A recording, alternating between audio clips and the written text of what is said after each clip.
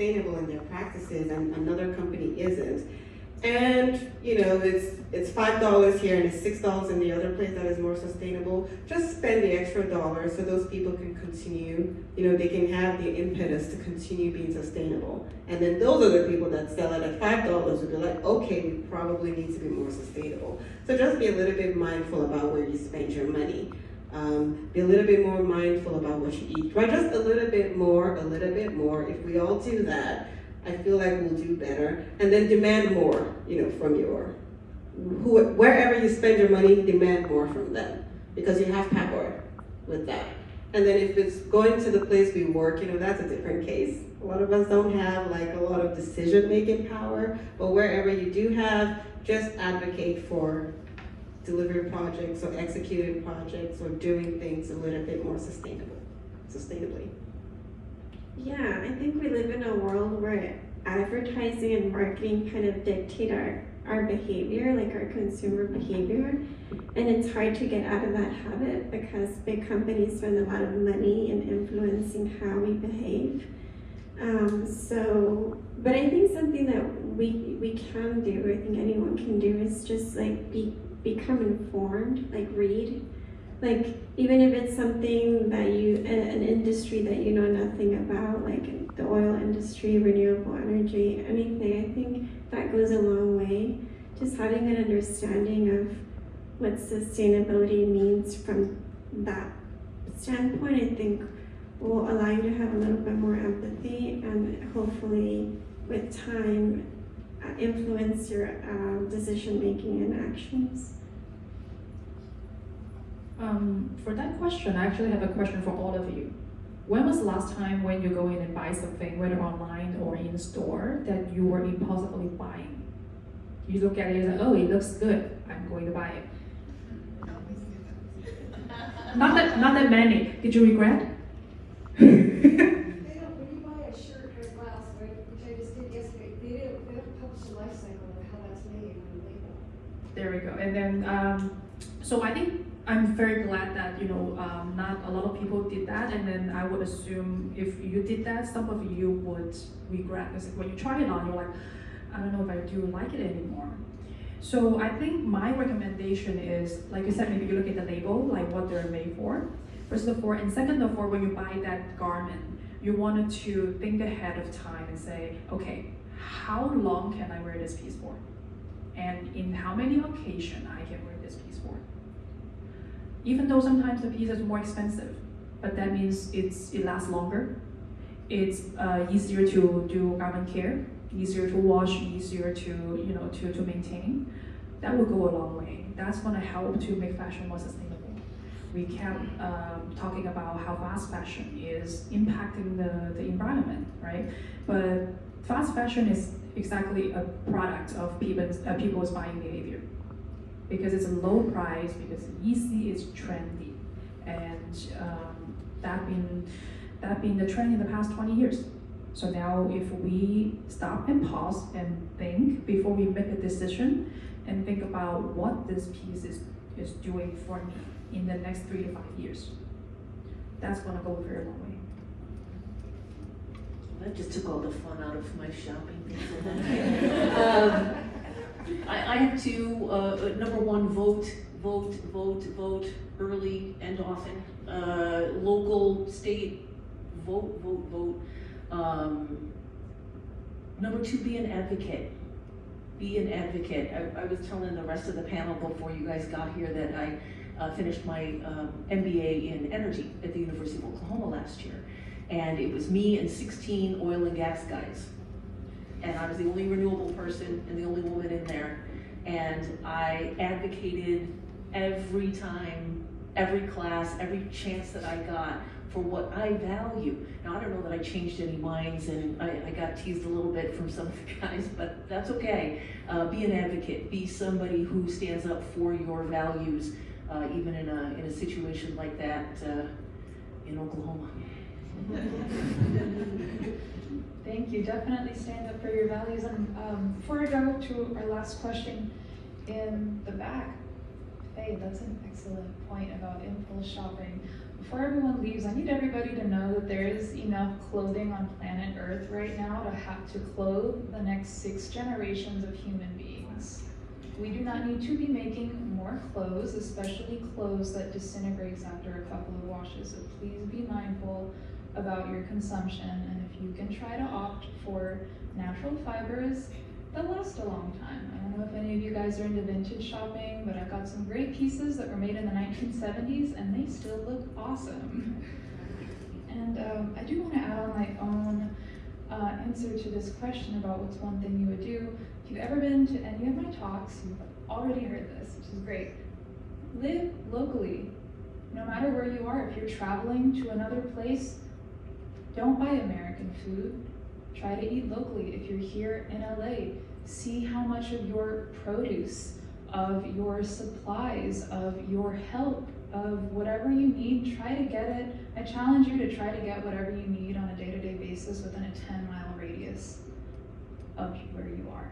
Now, of course, there are some things that we do like to import. For myself, that's exotic fruits, but a lot of that stuff is grown here, and if you can make that switch in your life to try to prioritize procuring things for yourself locally, that alone reduces so many environmental impacts of our consumerist lives. So I challenge everybody to try to live locally, and you will find so much beauty in our city.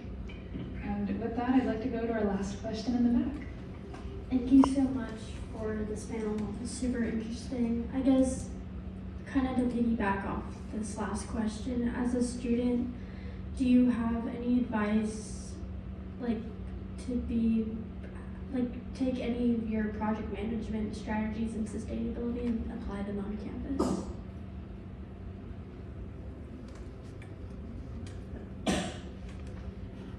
So one of the projects I actually did for my MBA was on my campus. So we encouraged the facilities and utilities department to start tracking the amount of energy that the school was using. So I think you can motivate your facilities team, whatever it's called here, department, to start tracking the amount of energy that is used, so that they can look into doing things like changing the light bulbs from whatever it is now. I don't know, are these LED lights? I don't know. I'm not like that, technical. But things like that, like they can start to use like more LED lights. LED lights last for decades, right? And they're very low, they use low energy. So little things like that. When they demolish a building, for example, we demolished a couple of buildings they wanted to rebuild, they can recycle those materials that they're using. So you do need to get close to those kind of departments, because that's where there's opportunity for recycling, for retrofitting, or doing things like that. And yes, on campus you can absolutely have a lot of impact in the way things are done. So are you referring to personally or to the school when it comes to applying a campus life? I guess both, in whatever way that you feel is fit. So because we just talked about from the campus perspective, I think personally what I found worked for myself in the past was simple as start using recycled paper. So we actually waste a lot of paper in printing. I still think that's a problem, even though we use a lot of digitalized documentation and process and all that. But I still see a lot of students, they print out the whole handout of the class and then they make notes on it and all that, which is completely understandable, because I'm one of those people that I like writing physically instead of typing. But let's think about how we can reuse those papers. So in my previous organization, which I carried over to my current organization, is any paper that's single side printed, we recycle that for as a scratch paper, or we can use it for printing something else internally.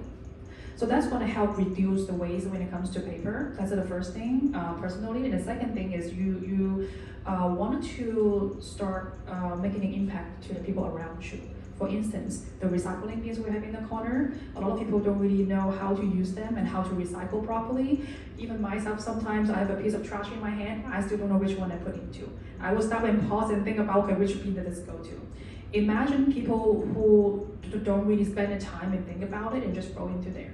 Because one piece of misplacement could impact the whole bag.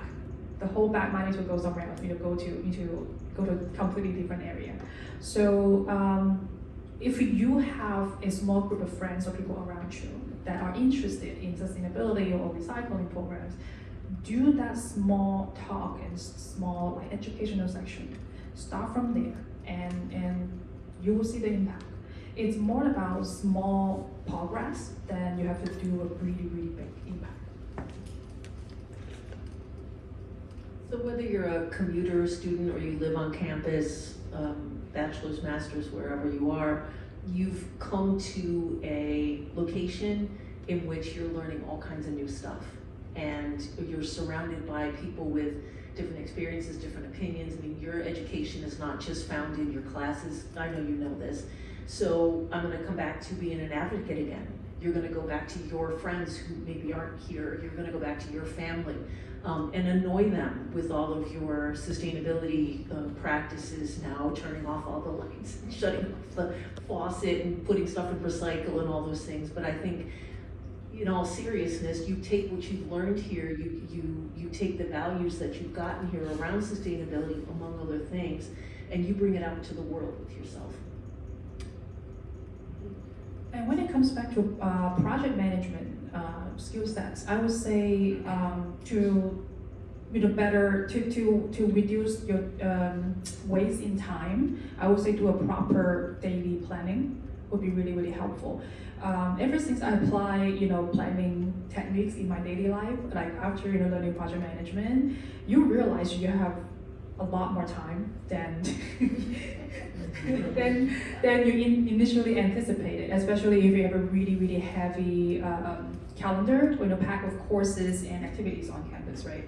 And really plan out the resources, any kind, not just money, not just all that, but anything that you consider resources in your life. If you apply that, if you have a proper planning, it's going to be really helpful. And just to piggyback off on that, I think what I would have done better as a college student is I would have probably started learning and taking the project management courses while I was in school. I think it's super helpful in just everyday life.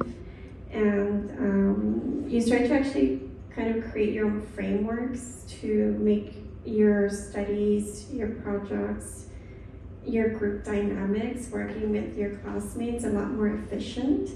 And it has like a really positive effect in how you work in teams.